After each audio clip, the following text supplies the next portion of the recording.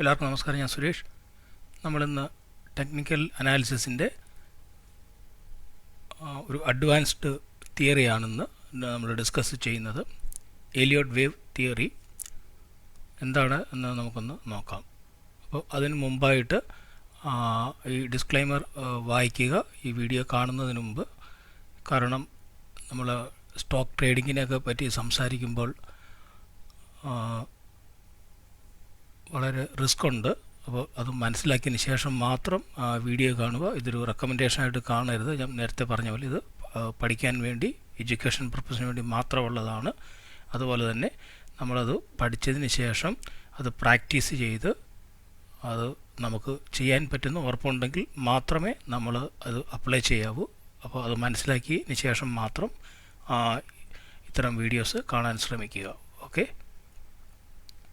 Okay, നമുക്ക് നമ്മുടെ സബ്ജക്റ്റിലോട്ട് പോകാം. ഇന്ന് നമ്മൾ ഡിസ്കസ് ചെയ്യുന്നത് ഇലിയോട്ട് വേവ് തിയറി അല്ലെങ്കിൽ ഇലിയോട്ട് വേവ് പ്രിൻസിപ്പിൾ എന്ന് പറയുന്ന തത്വത്തെ പറ്റിയാണ് നമ്മൾ ഇന്ന് ഡിസ്കസ് ചെയ്യുന്നത്. അപ്പം ഇലിയോട്ട് വേവ് തിയറി എന്ന് പറയുന്നത് റാൽഫ് ഇലിയോട്ട് എന്ന വ്യക്തി 1920-കളിലാണ് അദ്ദേഹം ഇതിനെപ്പറ്റി പഠനം നടത്തിയത്. അദ്ദേഹം ഏകദേശം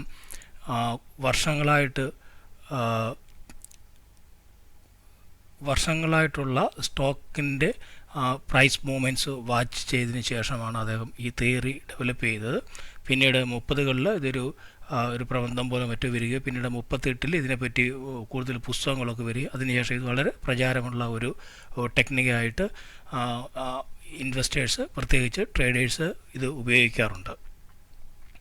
അപ്പം എന്താണ് അദ്ദേഹം അത് അനലൈസ് ചെയ്തപ്പോൾ അദ്ദേഹത്തിന് മനസ്സിലായെന്ന് വെച്ച് കഴിഞ്ഞാൽ ഈ സ്റ്റോക്ക് അല്ലെങ്കിൽ മാർക്കറ്റ് ഇത് മുകളിലോട്ട് അല്ലെങ്കിൽ താഴോട്ട് സ്വിങ് ചെയ്യുമ്പോൾ ആ സ്വിങ് ചെയ്യുന്നത് ഒരു റിപ്പീറ്റീവ് സൈക്കിളിലാണ്. അതായത് വീണ്ടും അത് ആവർത്തിക്കുന്നതെന്ന് അദ്ദേഹം അതിൽ നിന്ന് മനസ്സിലാക്കി. അപ്പോൾ ആ ആവർത്തിക്കുന്ന ആ ചാർട്ട് അത് നോക്കിയിട്ട് അല്ലെ പ്രൈസിൻ്റെ മൂവ്മെൻറ്റ്സ് നോക്കിയിട്ട് നമുക്ക് ആ സ്റ്റോക്കിൻ്റെ അല്ലെ മാർക്കറ്റിൻ്റെ ഫ്യൂച്ചറിലേക്ക് അതെങ്ങോട്ട് പോകും നമുക്ക് പ്രെഡിക്റ്റ് ചെയ്യാൻ പറ്റുന്നു. അദ്ദേഹത്തിന് ഇത് മനസ്സിലാക്കാൻ അദ്ദേഹത്തിന് സാധിച്ചു. അപ്പോൾ ഈ സ്റ്റോക്കിൻ്റെ അല്ലെ മാർക്കറ്റിൻ്റെ മുകളിലോട്ടും താഴോട്ടുമുള്ള സ്വിങ്ങിനെ അദ്ദേഹം വേവ്സ് എന്നാണ് വിളിച്ചത്. അതുകൊണ്ടാണ് ഇതിനെ ഇലിയോട്ട് വേവ് തിയറി അല്ലെങ്കിൽ പ്രിൻസിപ്പിൾ എന്ന് പേര് വരാനുള്ള കാരണം. അപ്പോൾ അദ്ദേഹം ഇതിനകത്ത് 3 കാര്യങ്ങൾക്കാണ് ഊന്നൽ കൊടുത്തിരുന്നത്. 1 പാറ്റേൺ, 2 റേഷ്യോ ആൻഡ് ടൈം. അതിൽ പാറ്റേണും റേഷ്യോയ്ക്കും ആണ് ഏറ്റവും കൂടുതൽ ഇമ്പോർട്ടൻസ് ഉള്ളത്. പാറ്റേൺ നമുക്കറിയാം, സ്റ്റോക്കിൻ്റെ പാറ്റേൺ നമുക്കറിയാം, അതിൻ്റെ ആ പ്രൈസിൻ്റെ മൂവ്മെൻറ്റ്. അതുപോലെ തന്നെ റേഷ്യോ എന്ന് പറയുന്നത് നമ്മൾ വളരെ സിമ്പിളായിട്ട് പറഞ്ഞു കഴിഞ്ഞാൽ നമ്മുടെ ആ സ്റ്റോക്ക് ഒരു ലെവലിലെത്തുകയോ താഴോട്ട് വരികയും പിന്നെ അത് തിരിച്ചു കയറുന്നു. അങ്ങനെ ആ പ്രൈസിൻ്റെ റേഷ്യോസ്, അത് മൂവ് ചെയ്യുന്നതിൻ്റെ ആ റേഷ്യോസ്, പിന്നെ അതുമായിട്ട് റിലേറ്റഡ് ആയിട്ടുള്ള ടൈം. ഫസ്റ്റിൽ 2 കൂടുതൽ ഇമ്പോർട്ടൻറ്റ്. ഞാനതിനെപ്പറ്റി കൂടുതൽ ഡിസ്കസ് ചെയ്തിട്ട് കൂടുതൽ ഡീപ്പായിട്ട് പോകുന്നില്ല, ബേസിക് ജസ്റ്റ് പറഞ്ഞു എന്ന് മാത്രം. അപ്പോൾ ഒരു ബുൾ മാർക്കറ്റിൽ ഒരു സ്റ്റോക്കിൻ്റെ പ്രൈസ് അല്ലെങ്കിൽ മാർക്കറ്റിൻ്റെ പ്രൈസ് മുകളിലോട്ട് പോകുന്ന സമയത്ത് അദ്ദേഹത്തിന് അദ്ദേഹം എന്താണ് അത് മനസ്സിലാക്കിയെന്ന് വെച്ച് കഴിഞ്ഞാൽ അതിൻ്റെ സ്വിങ് എന്ന് പറയുന്നത് ഒരു മുകളിലോട്ട് പോകുന്ന ഒരു 5 പാർട്ടും ആ സ്വിങ് 5 പാർട്ട് കഴിഞ്ഞതിന് ശേഷം ഒരു തിരിച്ചുവരവ് ആ സ്റ്റോക്കിൽ അല്ലെങ്കിൽ മാർക്കറ്റിൽ സംഭവിക്കുന്നു. അപ്പോൾ അതിനകത്ത് ഒരു 3 പാർട്ടും ഉണ്ടാകുന്നു. അതായത് അതിനകത്ത് 5 പാർട്ടും അതിനെ നമുക്ക് സബ് വേവ്സ് എന്ന് വേണേൽ വിളിക്കാം. അല്ലെങ്കിൽ അതിന് സാധാരണ ഈ തിയറിക്കകത്ത് ഇമ്പൾസ് വേവ് എന്നാണ് പറയുന്നത്. മുകളിലോട്ട് പോകുന്ന ഈ 5 വേവിനെ അതിന് ബ്രേക്ക് ഡൗൺ ചെയ്യുന്ന 5 വേവിനെ ഇമ്പൾസ് വേവും, അതിന് നമുക്ക് ട്രേഡിംഗ് മൂവ് എന്ന് പറയാം. അതുപോലെ തന്നെ അതിൻ്റെ കൗണ്ടറായിട്ടുള്ള അല്ലെങ്കിൽ കറക്ഷൻ മൂവിലുള്ള 3 വേവ്സിനെ, അത് 3 പാർട്ടായിട്ടുള്ളതാണ്, അതിനെ നമുക്ക് കറക്റ്റീവ് വേവ്സും പറയാം. അതായത് മുകളിലോട്ട് പോകുന്നതിനെ ഇമ്പൾസ് വേവ്സും താഴോട്ട് പോകുന്നതിനെ കറക്റ്റീവ് വേവ്സും എന്നാണ് അദ്ദേഹം ഈ തിയറിക്കകത്ത് ഉപയോഗിച്ചിരിക്കുന്നത്. അപ്പോൾ ഈ 5 മുകളിലോട്ട് പോകുന്നു, താഴോട്ട് പോകുന്ന അങ്ങനെ 3 5 3 എന്ന് വരുന്നതുകൊണ്ട് ഈ തിയറിയെ 5-3 ഇലിയോട്ട് വേവ് തിയറി, വേവ് കൗണ്ട് എന്നും അല്ലെങ്കിൽ 5-3 റൂൾ എന്നൊക്കെ മറ്റു പല പേരുകളൊക്കെ അറിയാറുണ്ട്. ഓക്കെ.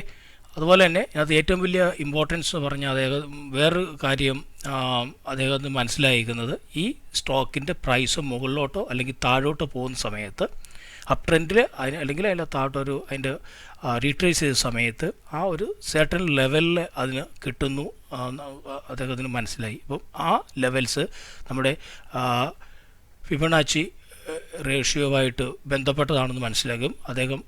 അദ്ദേഹത്തിൻ്റെ തിയറിയിൽ അതും കൂടെ ഇൻകോപ്പറേറ്റ് ചെയ്തിട്ട് നമ്മൾ ഇന്ന് കാണുന്ന ഈ ഇലിയോട്ട് വേവ് പാറ്റേണിനകത്ത് അല്ലെങ്കിൽ നമുക്ക് കമ്പ്യൂട്ടറിലൊക്കെ നമ്മുടെ ചാർട്ടിംഗ് സോഫ്റ്റ്വെയറിലൊക്കെ ഇത് രണ്ടും കൂടെ കണക്ട് ചെയ്തിട്ടാണ് ആളുകൾ അത് ഉപയോഗിക്കാറുണ്ട്. നമുക്ക് കുറച്ചുകൂടെ നമുക്കതിൻ്റെ ആക്യുറസി നമുക്ക് മനസ്സിലാക്കാനായിട്ട് പറ്റും. അപ്പം എന്തുകൊണ്ടാണ് ഈ ഫിബൊനാച്ചി റേഷ്യോസ് വളരെ ഇമ്പോർട്ടൻ്റ് ആയിട്ട് വരുന്നത് എന്ന് ചോദിച്ചു കഴിഞ്ഞാൽ, ഈ പ്രൈസ് സ്റ്റോക്കിൻ്റെ പ്രൈസ് മൂവ്മെൻറ്റ് അല്ലെങ്കിൽ ആ വേവ്സ് പാറ്റേൺ എന്ന് പറയുന്നത്, ആ പാറ്റേൺസ് ഈ ഫിബൊനാച്ചി സപ്പോർട്ട് അതിൻ്റെ റെസിസ്റ്റൻസ് ലെവലിൽ അത് വളരെ റിലയബിൾ ആണെന്ന് അദ്ദേഹത്തിനോട് മനസ്സിലാക്കുകയും ആ ലെവലിൽ എത്തുന്ന സമയത്ത് ആ സ്റ്റോക്കിൻ്റെ മൂവിലെ ഒരു ട്രെൻഡ് നമുക്ക് അല്ലെങ്കിൽ ട്രെൻഡ് ചേഞ്ച് ചെയ്യുന്നത് നമുക്ക് മനസ്സിലാക്കാൻ പറ്റും എന്നുള്ളതാണ് ഇതിൻ്റെ ഏറ്റവും വലിയ ഇമ്പോർട്ടൻസ്. അപ്പം ഞാൻ ഈ റേഷ്യോ പറ്റി ഇതിനകത്ത് കൂടുതൽ സംസാരിക്കുന്നില്ല. നമുക്ക് വേണ്ടപ്പെട്ട റേഷ്യോസ് മാത്രം ഞാൻ കാണിക്കാം.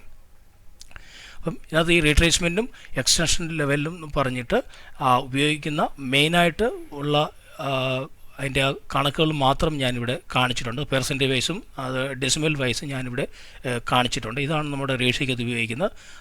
അതിൻ്റെ തിയറിയെപ്പറ്റി നമുക്ക് പിന്നീട് ഒരിക്കലും നമുക്ക് കൂടുതൽ സംസാരിക്കാം. അപ്പം നമുക്ക് ആദ്യമേ ഞാൻ പല പ്രാവശ്യം പറയുന്ന പോലെ തന്നെ ഇതൊരു എന്താ പറയുക, ഒരു പ്രോബബിൾ അല്ലെങ്കിൽ പ്രോബബിലിറ്റി മാത്രമേ ഉള്ളൂ. നമ്മൾ എപ്പോഴും മനസ്സിലാക്കുക 100% ഇത് എല്ലായ്പ്പോഴും വർക്കാകണമെന്നില്ല. അതുപോലെ തന്നെ സ്റ്റോക്ക് മാർക്കറ്റിൽ ഒന്നും പ്രെഡിക്റ്റ് ചെയ്യാൻ പറ്റില്ല. നാളെ എങ്ങനെ വരും എന്ന് പ്രെഡിക്റ്റ് ചെയ്യാൻ പറ്റില്ല. ഞാനത് അപ്പം ഈ നമ്മുടെ ഈ ചാർട്ടിൻ്റെ അല്ലെങ്കിൽ തിയറിയുടെ അടിസ്ഥാനത്തിൽ അത് എങ്ങനെ ഉപയോഗിക്കണം എന്ന് നമുക്ക് അതൊന്ന് ഐഡൻറ്റിഫൈ ചെയ്യാൻ അല്ലെങ്കിൽ ഒരു ഇൻഡിക്കേഷൻ തരാൻ വേണ്ടിയിട്ടാണ് നമ്മൾ ഇത് ഉപയോഗിക്കുക. അല്ലാതെ ഒരു ആക്ച്വൽ ട്രേഡിംഗ് ഡിസിഷൻ എടുക്കാൻ വേണ്ടിയിട്ടല്ല. ഇതെങ്ങനെ മൂവ് ചെയ്യുന്നത് നമുക്ക് അവന് തയ്യാറാകാൻ വേണ്ടിയിട്ടുള്ള അതിൻ്റെ ഡീറ്റെയിൽസ് നമുക്ക് ഈ ചാർട്ടിൽ കൂടെ അല്ലെങ്കിൽ ഈ തിയറിൽ കൂടെ നമുക്ക് കണ്ടുപിടിക്കാൻ പറ്റും. അപ്പോൾ ഒരു കാര്യം ആദ്യമേ ഞാൻ പറയാൻ മറന്നുപോയി. ഈ പാറ്റേണിനെ പറ്റി അദ്ദേഹം പഠിച്ച സമയത്ത് ഞാൻ എഴുതിയിട്ടുണ്ട്, ദ മെഷർ ഇൻവെസ്റ്റേഴ്സ് സൈക്കോളജി, അതായത് ആ മാർക്കറ്റിലുള്ള ആളുകളുടെ സൈക്കോളജി അല്ലെങ്കിൽ മാർക്കറ്റിൻ്റെ സൈക്കോളജി, അതാണ് അതിൻ്റെ ഒരു പഠനമാണ് ശരിക്കും പറഞ്ഞു കഴിഞ്ഞാൽ നമുക്ക് ഈ ഇലിയോട്ട് വേവ് തിയറി എന്ന് പറയും. കാരണം ആ സ്റ്റോക്കിൻ്റെ മുകളിലോട്ടും താഴോട്ടും ഉള്ള ആ മൂവ്മെൻറ്റ്സ് എത്ര മാത്രം ആ സ്റ്റോക്കിൽ അല്ലെങ്കിൽ മാർക്കറ്റിൽ ഇൻവോൾവ് ആളുകളുടെ സൈക്കോളജിയുമായിട്ട് ബന്ധപ്പെട്ട് കിടക്കുന്നു എന്ന് നമ്മൾ നേരത്തെ പല പ്രാവശ്യം സംസാരിച്ചിട്ടുള്ളതാണ്. അതുകൊണ്ട് നമ്മൾ അതിനെക്കുറിച്ച് കൂടുതൽ ഡീറ്റെയിൽ ആയിട്ട് പോകുന്നില്ല. ഓക്കെ.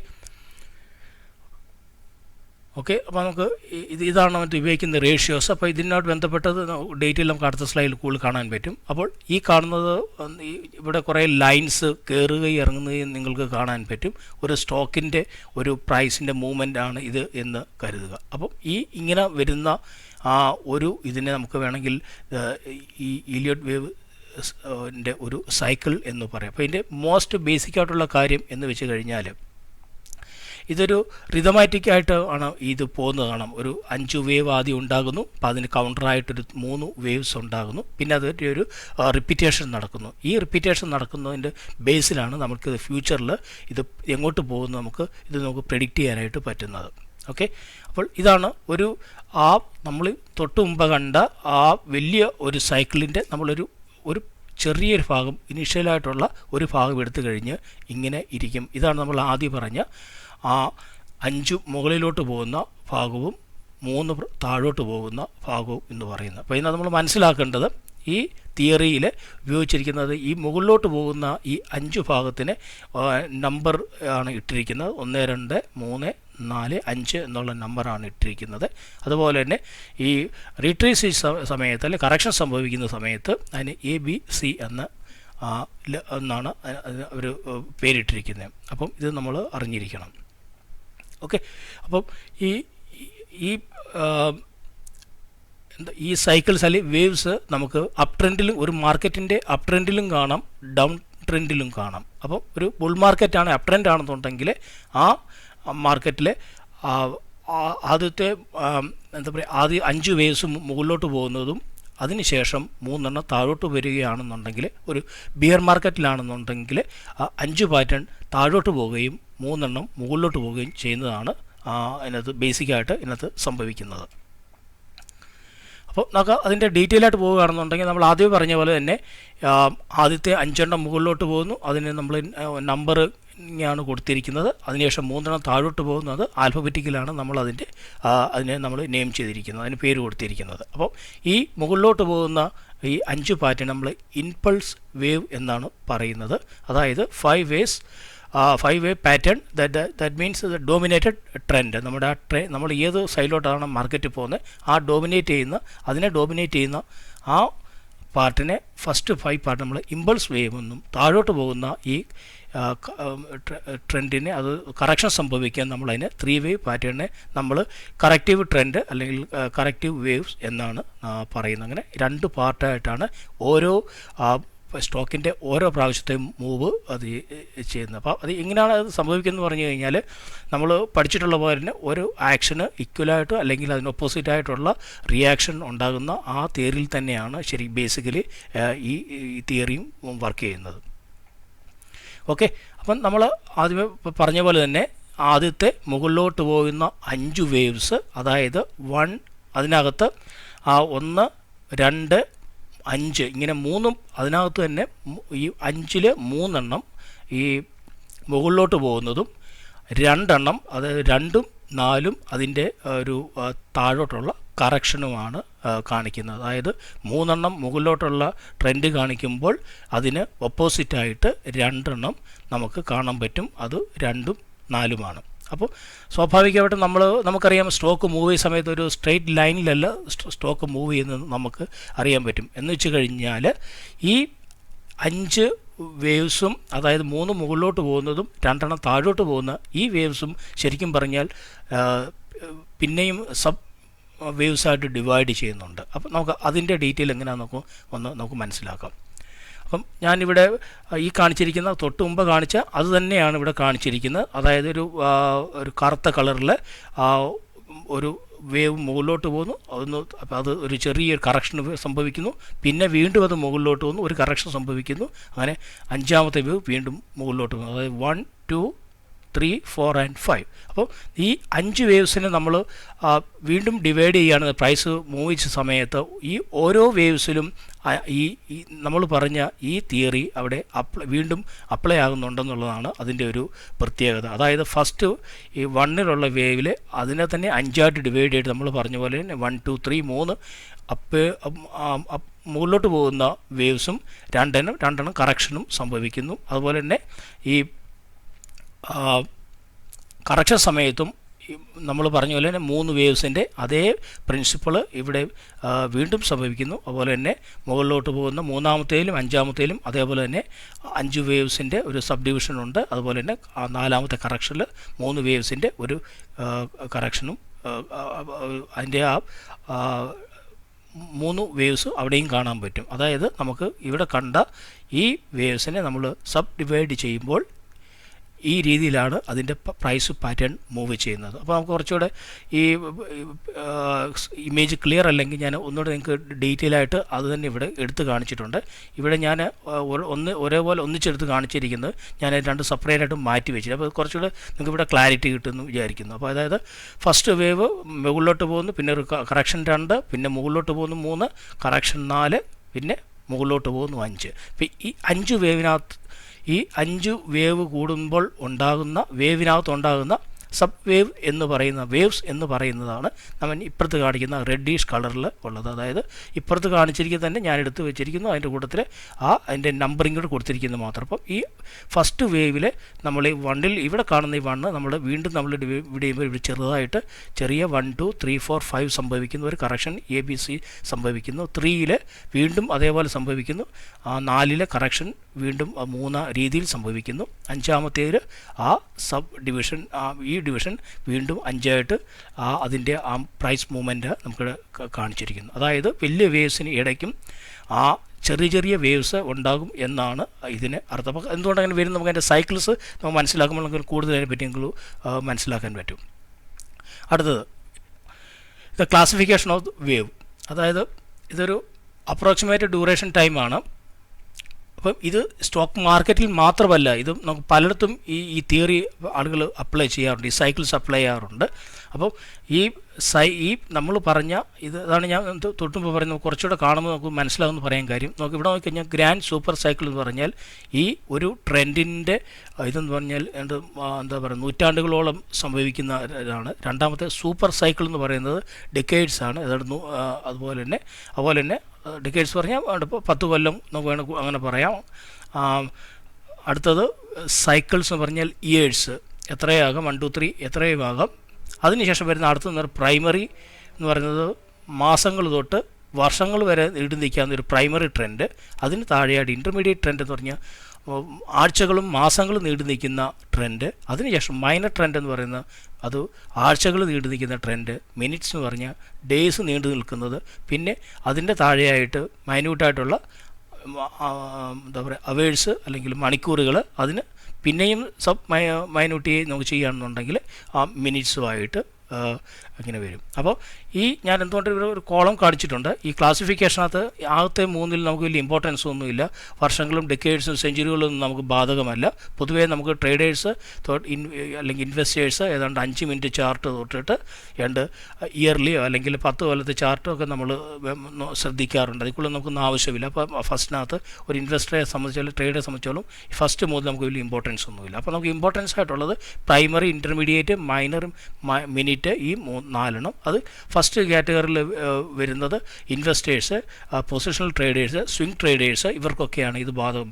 എന്ന് വെച്ച് കഴിഞ്ഞാൽ ഇപ്പം ഒരു സ്വിംഗ് ട്രേഡിംഗ് എന്ന് പറഞ്ഞു കഴിഞ്ഞാൽ ഒരു ദിവസം മുതൽ ഏതാണ്ട് ഒരാഴ്ചയൊക്കെ നീണ്ടു നിൽക്കുന്ന വേണം നമുക്ക് പറയാൻ പറ്റും. അപ്പം വേണമെങ്കിൽ 3 ആഴ്ച വരെയൊക്കെ നമുക്ക് പറയാൻ പറ്റും ഒരു സ്വിംഗ് ട്രേഡിംഗ് എന്ന് പറഞ്ഞു കഴിഞ്ഞാൽ. ഇപ്പോൾ പൊസിഷൻ ട്രേഡിംഗ് എന്ന് പറഞ്ഞാൽ അത് ഒരു ദിവസം തൊട്ട് വേണമെങ്കിൽ മാസങ്ങൾ വരെയാം, അല്ലെങ്കിൽ അതിൻ്റെ ട്രെൻഡ് കണ്ടിന്യൂ ചെയ്യുന്നതും വരെ നമുക്ക് അത് മെയിൻറ്റെയിൻ ചെയ്ത് പോകാം. അപ്പോൾ അങ്ങനെയുള്ളവർക്ക് ഡെയിലി, വീക്കിലി, മന്ത്ലി ചാർട്ടുകൾ നമുക്കത് അനലൈസ് ചെയ്യാൻ പറ്റും. ഇൻവെസ്റ്റേഴ്സിനെ സംബന്ധിച്ച് സ്വാഭാവികമായിട്ട് നമുക്കറിയാം വീക്കിലി, മന്ത്ലി ചാർട്ടും ഇയർലി ചാർട്ടും ഒക്കെ നോക്കിയാൽ മതി. അപ്പം അത്തരം ആളുകൾക്ക് ഏറ്റവും ഇമ്പോർട്ടൻ്റ് ആയിട്ടുള്ളത് യാവത്തെ 4 സ്വാഭാവികമായിട്ടും ഞാനിത് കാണിക്കാൻ വേണ്ടി ലൈൻ വരച്ചെങ്കിലും സ്വിംഗ് ട്രേഡേഴ്സ് അവർലി ഇതും നോക്കാറുണ്ട്, ഇല്ലെന്ന് ഞാൻ പറയുന്നില്ല.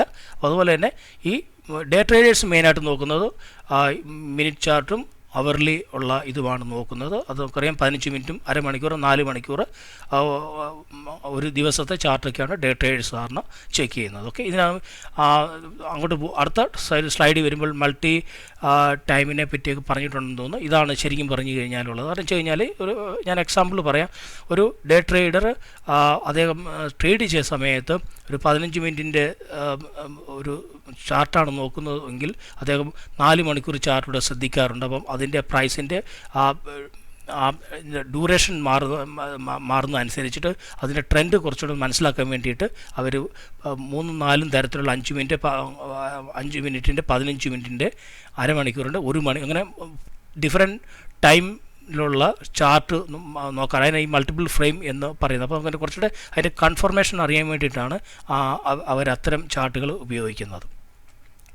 ഓക്കെ, അപ്പോൾ നിങ്ങൾക്ക് ഒരു ഐഡിയ കിട്ടി കാണും എന്ന് കരുതുന്നു ഇവിടെ എങ്ങനെ ഉപയോഗിക്കണം. നമുക്ക് ഇനിയും അതിൻ്റെ ഈ ഇലിയോട്ട് വേവ് തിയറി, ആ തിയറി സ്റ്റോക്കിൽ നമ്മൾ അപ്ലൈ ചെയ്യുമ്പോൾ അല്ലെങ്കിൽ നമ്മൾ ചാർട്ടിൽ അത് വരയ്ക്കുന്ന സമയത്ത് അതിൻ്റെതായ കുറച്ച് റൂൾസ് ഉണ്ട്. അപ്പോൾ നമ്മൾ ആ റൂൾസ് മനസ്സിലാക്കിയെങ്കിൽ മാത്രമേ നമുക്കത് മനസ്സിലാക്കുകയുള്ളൂ. അതേപോലെ ഇമ്പോർട്ടൻ്റ് ആയിട്ടുള്ള കാര്യം, ആ റൂൾസ് ഫോളോ ചെയ്യുന്നില്ലെങ്കിൽ അല്ലെങ്കിൽ അത് വയലേറ്റ് ചെയ്യുകയാണെങ്കിൽ ആ ചാർട്ട് ഈ ഇലിയോട്ട് വേവ് തിയറി പ്രകാരം അപ്ലിക്കബിൾ അല്ല, അല്ലെങ്കിൽ അതിൻ്റെ തിയറി ശരിയല്ല എന്ന് നിങ്ങൾ ആദ്യം ഓർത്തിരിക്കുക. അപ്പോൾ ഓക്കെ, ഞാനപ്പം നമ്മൾ പറയാം ആദ്യത്തെ 5 ഇമ്പൾസ് വേവ് നമ്മൾ സംസാരിച്ചു. ആ ഇമ്പൾസ് വേവിലെ ഫസ്റ്റ് 1 2 ആണ് നമ്മൾ എടുത്തിരിക്കുന്നത്. ഇനിഷ്യലി ഉള്ള ആദ്യത്തെ 1 പറയുന്നതും അതിനുശേഷമുള്ള ഫസ്റ്റ് കറക്ഷനുമാണ് ഇവിടെ സംഭവിക്കുന്നത്. അപ്പോൾ അതിനകത്ത് റൂൾ നമ്പർ 1 എന്ന് പറയുന്നത് wave 2 shall not retrace more than 100% of wave 1. അതായത് ഈ ആദ്യത്തെ പ്രൈസ് മുകളിലോട്ട് പോകുന്ന ഫസ്റ്റ് വേവിൻ്റെ ടോപ്പിൽ നിന്ന് അതിൻ്റെ കറക്ഷൻ ഉണ്ടാകുകയാണെങ്കിൽ അത് ഒരിക്കലും അതിൻ്റെ ബോട്ടത്തിന് താഴെ വരാൻ പാടില്ല. മാക്സിമം വരാൻ പറ്റുന്നത് അതിൻ്റെ ഈ ബോട്ടം ലെവലിൽ വരെ മാത്രമാണ്. ഇൻ കേസ് അത് താഴോട്ട് പോയി കഴിഞ്ഞാൽ അത് ഈ വേവ് തിയറിയുടെ വയലേഷനാവും. അപ്പോൾ ഇവിടെ ഇത് ആപ്ലിക്കബിൾ അല്ല എന്ന് മനസ്സിലാക്കുക. അപ്പോൾ സ്വാഭാവികമായിട്ടും അത് സാധാരണ 50% അല്ലെങ്കിൽ കുറച്ചുകൂടെ താഴോട്ടൊക്കെ വരും. നമുക്കതിൻ്റെ അതാണ് നമ്മൾ ഫിബൊനാച്ചി നമ്മൾ റേഷ്യോസ് അപ്ലൈ ചെയ്യുന്നത് എങ്ങനെയാണ് നമുക്ക് മനസ്സിലാക്കുമ്പോൾ അതിൻ്റെ ഡീറ്റെയിൽ മനസ്സിലാകും. അപ്പോൾ സാധാരണഗതിയിൽ 50% അല്ലെങ്കിൽ അത് താഴെ ഇവിടെ രണ്ടാമത് കാണിച്ചിരിക്കുന്ന ഈ ചാർട്ടും വരെ കുറച്ചുകൂടെ താഴെ വരാം. ഇൻ കേസ് വലിയൊരു കറക്ഷൻ സംഭവിക്കുകയാണെന്നുണ്ടെങ്കിലാണ് ഇതേപോലെ താഴെ വരുന്നത്. മാക്സിമം വരാൻ പറ്റുന്നത് ഈ ലെവലിൽ മാത്രമേ. ഇത് താഴോട്ട് പോയി കഴിഞ്ഞാൽ അത് റൂൾ നമ്പർ 1 അതിൻ്റെ വയലേഷനാണ് എന്ന് മനസ്സിലാക്കും. അപ്പോൾ ഫസ്റ്റ് റൂൾ നമ്പർ 1 മനസ്സിലായി കാണും എന്ന് കരുതുന്നു. അടുത്തത് rule number 2. The wave 3 which often represent the strongest part of the market cycle. Out of the 3 impulse waves 1, 2 and 5, wave 3 can never be shortest normal case. Wave 3 is longest wave in impulse wave. എന്ന് വെച്ച് കഴിഞ്ഞാൽ ഈ 5 impulse വേവിൽ സാധാരണഗതിയിൽ ഏറ്റവും വലുതായിട്ടുള്ള wave എന്ന് പറയുന്നത് മൂന്നാമത്തെ wave ആയിരിക്കും. സാധാരണഗതിയിൽ സ്റ്റോക്ക് മാർക്കറ്റിനെ സംബന്ധിച്ചിടത്തോളം പൊതുവേ അംഗീകരിച്ചിട്ടുള്ള തത്വമാണ് ഈ ഈലിയോട്ട് വേവ് തിയറി പ്രകാരം മൂന്നാമത്തെ വേവ് ആയിരിക്കും സാധാരണഗതിയിൽ ഏകദേശം എനിക്കൊന്ന് 99% അതുകൊണ്ടാണ് അവർ അങ്ങനെ തന്നെ പറഞ്ഞിരിക്കുന്നത്. സാധാരണഗതിയിൽ 3 തന്നെയായിരിക്കും. അതുപോലെ തന്നെ ഈ കമ്മോഡിറ്റി ചെയ്യുന്ന എന്താ പറയുക ചാർട്ടാണ് ഉപയോഗിക്കുന്നുണ്ടെങ്കിൽ സാധാരണഗതിയിൽ 5 ആയിരിക്കും വരുന്നതെന്നാണ് പൊതുവെ ഒരു മാർക്കറ്റിൽ ആളുകൾ വിലയിരുത്തപ്പെട്ടിരിക്കുന്നത്. അതുകൊണ്ടാണ് ഞാനിത് പറഞ്ഞത്. അപ്പം രണ്ടാമത്തെ റൂൾ എന്ന് പറഞ്ഞത്, അപ്പം നമ്മൾ ഏറ്റവും ഈ റൂൾ പ്രകാരം ഈ ആദ്യത്തെ 5 ഇതിൽ ഇമ്പൾസായിട്ട് ഉള്ള 1, 3, 5 ഈ മൂന്നാമത്തെ എന്ന് പറയുന്നത് ഒരിക്കലും ഷോർട്ടസ്റ്റ് ആയിരിക്കില്ല. സാധാരണഗതിയിൽ അതായിരിക്കും ബിഗസ്റ്റ്. എന്നാൽ നിങ്ങൾക്ക് ചോദിച്ചിരിക്കാം 5 ആയാൽ എന്ത് പ്രശ്നമുണ്ടെന്നൊക്കെ ചോദിച്ചിരിക്കാം. അപ്പോൾ ഞാൻ അതിനെ ഡീറ്റെയിൽ ആയിട്ട് പോകുന്നില്ല. പക്ഷേ നമ്മൾ ബേസിക് ആയിട്ടുള്ള കാര്യം ഇത് പഠിക്കുന്നതാണ് ഏറ്റവും നല്ലത്. സാധാരണഗതിയിൽ ഇങ്ങനെ തന്നെയാണ് വരുന്നത്. സാധാരണ ഈ തിയറി അപ്ലൈ ചെയ്യുന്ന സമയത്ത് മൂന്നാമത്തെ വേവ് ആയിരിക്കും വലുത്. കാരണം 5 വലുതായെങ്കിൽ അപ്പോൾ അതിന് പിന്നെയും കുറേ റൂൾസും കാര്യങ്ങളും ഒക്കെ ഉണ്ട്. അപ്പം അത്രയും ഡീപ്പായിട്ട് ഞാൻ പോയിട്ട് കൂടുതൽ കൺഫ്യൂഷൻ ഉണ്ടാകുന്നില്ല. ബേസിക്കായിട്ടുള്ള കാര്യം മനസ്സിലാക്കുക. ഈ 5 വേവ്സിൽ ഈ 3 ഇമ്പൾസ് വേവ്സിൽ മുകളിലോട്ട് പോകുന്ന വേവ്സിൽ മൂന്നാമത്തെ വേവ് ആയിരിക്കും എപ്പോഴും വലുത്. അതിൽ ഈ മൂന്നാമത്തെ വേവ് ഒരിക്കലും 1 ഷോർട്ട് ആകാൻ പാടില്ല. ഓക്കെ, അടുത്തത് റൂൾ നമ്പർ 3. ദ വേവ് 4, അതായത് ഈ നാലാമത് വരുന്ന ഈ നമ്മുടെ ഒരു കറക്ഷൻ, 3-ന് ശേഷം ഒരു കറക്ഷൻ വരുന്ന സമയത്ത് ആ കറക്ഷൻ പറയുന്നത് ഒരിക്കലും ഈ ഒന്നാമത്തെ വേവിൻ്റെ ലെവലിൽ താഴെ വരാൻ പാടില്ല. അപ്പോൾ അത് താഴോട്ട് വരികയാണെന്നുണ്ടെങ്കിൽ ഒരു പക്ഷേ ആ ലെവലിൽ വരെ വരാം. ആ ലെവലിലും നമുക്ക് താഴോട്ട് പോകുകയാണെന്നുണ്ടെങ്കിൽ ഇതിൻ്റെ റൂൾ വയലേഷനാണ്. അപ്പം നമ്മൾ മെയിനായിട്ട് ആദ്യം ഈ ഇലിയോട്ട് വേവ് തിയറി മനസ്സിലാക്കുമ്പോൾ ഈ 3 തിയറി നമ്മൾ ആദ്യം പഠിച്ചിരിക്കണം. റൂൾ നമ്പർ 1, കറക്ഷൻ ഉണ്ടാകുമ്പോൾ അത് 1-ന് താഴെ പോകാൻ പാടില്ല. രണ്ടാമത് ഈ 3 ഇമ്പൾസ് വേവിൽ മൂന്നാമത്തെ വരുന്ന വേവ് ഒരിക്കലും ഏറ്റവും ചെറിയ വേവ് ആകാൻ പാടില്ല. നാലാമത്തെ വേവിന് കറക്ഷൻ ഉണ്ടാകുമ്പോൾ ആ ഒന്നാമത്തെ വേവിന് താഴെ പോകാൻ പാടില്ല. ഇതാണ് 3 ബേസിക് റൂൾ എന്ന് പറയുന്നത് ഈ തിയറിയെ സംബന്ധിച്ചിടത്തോളം. നാലാമത് നമ്മൾ ഇപ്പോൾ സംസാരിച്ച അതിൻ്റെ ഇലിയോട്ട് വേവ് തിയറിയും ഫിബൊനാച്ചി ലെവൽ റിലേഷൻഷിപ്പും തമ്മിലുള്ള ഡീറ്റെയിൽസാണ് നമ്മൾ മുമ്പ് കണ്ടത് പ്രകാരം. നമ്മൾ നേരത്തെ അതിൻ്റെ വാല്യൂസ് എങ്ങനെ അപ്ലൈ ചെയ്യണം എന്നാണ് ഇവിടെ കാണിച്ചിരുന്നത്. ഇപ്പോൾ വേവ് നമ്പർ 2-ലാണെന്നുണ്ടെങ്കിൽ ഞാനിവിടെ കാണിച്ചതുപോലെ തന്നെ സാധാരണഗതിയിൽ 50% കാണിച്ചിരിക്കുന്നു, താഴോട്ട് പോകുന്നു. അതിൻ്റെ ഡീറ്റെയിൽസാണ് ഞാനിവിടെ കാണിച്ചിരിക്കുന്നത്. സാധാരണ രീതിയിൽ 50% ഒരു ആ സ്റ്റോക്കിൽ കറക്ഷൻ ഉണ്ടാകാം, അല്ലെങ്കിൽ 61.8% ഉണ്ടാകും. സാധാരണ ഇത് രണ്ടുമാണ് സാധാരണ സംഭവിക്കുന്നത്. പക്ഷേ ഒരുപക്ഷെ മാർക്കറ്റിലൊരു വലിയൊരു കറക്ഷൻ ഉണ്ടാകണമെങ്കിൽ അത് 76.4 85.4 ലെവലിലോട്ട് എത്താറുണ്ട്. നമ്മൾ റൂൾ പ്രകാരം ഫസ്റ്റ് വേവിൻ്റെ താഴോട്ട് പോകാൻ പാടില്ല. അതായത് 100% സാധാരണഗതിയിൽ സംഭവിക്കാറില്ല. സാധാരണ വരുന്നത് 50ഉം 61ഉമാണ്. വലിയ കറക്ഷൻ ഉണ്ടാകുകയാണെന്നുണ്ടെങ്കിൽ 76ഉം 85ഉം ഉണ്ടാകാറുണ്ട്. കൂടി വന്നാൽ മാക്സിമം 100%. പക്ഷേ അത് ഒരു സാധാരണ സംഭവിക്കാറില്ല. സാധാരണ നമ്മൾ നോക്കേണ്ടത് 50ഉം 61ഉമാണ്. എന്തുകൊണ്ട് ഇത് ഞാൻ എടുത്തു പറയുന്നത് നിങ്ങൾക്ക് പിന്നീട് ചാർട്ട് വരുമ്പോൾ അതിൻ്റെ ഡീറ്റെയിൽ മനസ്സിലാക്കാൻ പറ്റും. ഓക്കെ, വേവ് 3 എന്ന് പറയുന്നത് 161.8 അല്ലെങ്കിൽ 261.8 ഓഫ് വേവ് 1. അതായത് ആദ്യത്തെ വേവിൻ്റെ ഈ 161 അല്ലെങ്കിൽ 261% ആയിരിക്കും സാധാരണഗതിയിൽ അതിൻ്റെ ഒരു വലിപ്പം എന്ന് നമുക്ക് അനുമാനിക്കാൻ പറ്റും. അതുപോലെ വേവ് നമ്പർ 4ൽ കറക്ഷൻ ഉണ്ടാകുമ്പോൾ സാധാരണഗതിയിൽ 14.6, 23.6, 38.6 ഈ ലെവലാണ് ഉണ്ടാകുന്നത് സാധാരണ. അതുപോലെ തന്നെ 50% വരെ ഉണ്ടാകുക. സാധാരണ 50%-ൽ കൂടാറില്ല. പക്ഷേ അത് ഏറ്റവും പ്രത്യേകം നിങ്ങൾ ഓർത്തിരിക്കേണ്ടത് ഈ 50%-ൻ്റെ ഇത് പ്രത്യേകം ഓർത്തിരിക്കുക. ഈ വേവ്സ് 4 സംബന്ധിച്ചോളം 38.2ഉം 50ഉം ഒക്കെ വളരെ ഇമ്പോർട്ടൻ്റ് ആണ്. അപ്പോൾ നമുക്ക് ചാർട്ട് കാണുന്നത് നിങ്ങൾക്ക് മനസ്സിലാവും. Next chart wave number 5.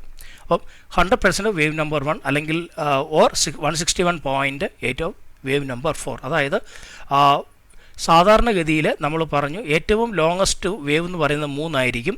അപ്പോൾ അതുപോലെ തന്നെ സാധാരണഗതിയിൽ അങ്ങനെ വരികയാണെന്നുണ്ടെങ്കിൽ വേവ് 1ഉം വേവ് 5ഉം ഏകദേശം ഒരേ ലെവലിലായിരിക്കും അതിൻ്റെ നീളം. അങ്ങനെ നമുക്കിത് പ്രെഡിക്റ്റ് ചെയ്യാൻ പറ്റും. നമുക്ക് അതിൻ്റെ ഡേറ്റിലോട്ട് പിന്നീട് വരുന്നുണ്ട്. ഓക്കെ, അതുപോലെ തന്നെ വേവ് 4ൻ്റെ 161.8 വരെയും പോകാനുള്ള സാധ്യതയുണ്ട്. അതുപോലെ തന്നെ അടുത്തത് നമുക്ക് അതിൻ്റെ കറക്ഷൻ സംഭവിക്കുമ്പോൾ വേവ് എയിൽ 161, 100 ആൻഡ് 61 ഓർ 50% വേവ് 5ൻ്റെ ഇത്ര അതിൻ്റെ ആ കറക്ഷന് സംഭവിക്കുന്നു. കറക്ഷൻ ബിയിലാണെന്ന് 51 ഓർ 61% ഓഫ് വേവ് എയുടെ ഇതിൻ്റെ 50 അല്ലെങ്കിൽ 61% അതിൽ ഉണ്ടാകുന്ന ആ വീണ്ടും ഒരു തിരിച്ചുപോക്ക് ഉണ്ടാകുമ്പോൾ ആ വേവിൻ്റെ നീളം ഏകദേശം നമുക്ക് അനുമാനിക്കാൻ പറ്റും. വീണ്ടും അത് താഴോട്ട് പോകുന്ന സമയത്ത് 100% 161% ഓഫ് വേവ് അത് ആദ്യത്തെ ആ വേവിൻ്റെ കറക്ഷൻ്റെ ആദ്യത്തെ വേവിൻ്റെ 161 അല്ലെങ്കിൽ 100% ആ വേവിൻ്റെ അതിനനുസരിച്ച് അത്രയും നമുക്ക് അതിൻ്റെ താഴോട്ട് അതിൻ്റെ പോക്ക് വരും അല്ലെങ്കിൽ അതിൻ്റെ കറക്ഷൻ ഉണ്ടാകും. അല്ലെങ്കിൽ 161% വേവ് ബി. അപ്പോൾ ഇതാണ് അതിൻ്റെ ഒരു ബേസിക് കാൽക്കുലേഷൻ. ഇത് നിങ്ങൾ ഒന്ന് ബേസിക്കായിട്ടുള്ള കാര്യങ്ങളൊന്ന് ഓർത്ത് വെക്കുന്നത് നല്ലതായിരിക്കും. അതുപോലെ തന്നെ നമ്മൾ ആദ്യം 3 റൂൾസിനെ പറ്റി പഠിച്ചു. 3 റൂൾസ് കഴിഞ്ഞാൽ പിന്നെ അതിൻ്റെ കുറേ ഗൈഡൻസ് ഉണ്ട്.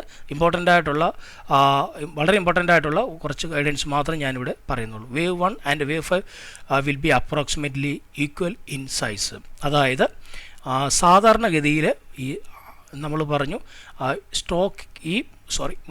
മൂന്ന് മുകളിലോട്ട് പോകുന്ന ഈ വേവ്സിൽ നടുക്കത്തെ വേവ് ഏറ്റവും വലുതാകുകയും അങ്ങനെ ഉണ്ടാകുകയാണെന്നെങ്കിൽ സാധാരണ 1ാമത്തെയും 5ാമത്തെയും വേവ് ഏകദേശം ഒരേ സൈസ് വരാനാണ് സാധ്യത. ഓക്കെ, അതിനെന്ന് വെച്ച് കഴിഞ്ഞാൽ wave 3 is the extended wave. ഇതിനകത്ത് ഈ 3 വേവ്സിൽ ഏറ്റവും വലിയ വേവ് എന്ന് പറയുന്നത് 3ാമത്തേതായിരിക്കും. അടുത്ത് നമ്മൾ ഓർത്തിരിക്കേണ്ടത് wave 2 is sharp correction, then we can expect wave 4 will be congestive style correction. അതായത് നമ്മൾ ഒരു കറക്ഷൻ വേവ് 1 ഉണ്ടാകുമ്പോൾ ആ വേവിൻ്റെ കറക്ഷൻ എന്ന് പറയുന്നത് 2ാമത്തെ വേവിൻ്റെ കറക്ഷൻ ഒരു ഷാർപ്പായിട്ടുള്ള കറക്ഷൻ, പെട്ടെന്നുള്ളൊരു കറക്ഷൻ ആണെന്നുണ്ടെങ്കിൽ ആ 4ാമത്തെ കറക്ഷൻ വരുമ്പോൾ അത്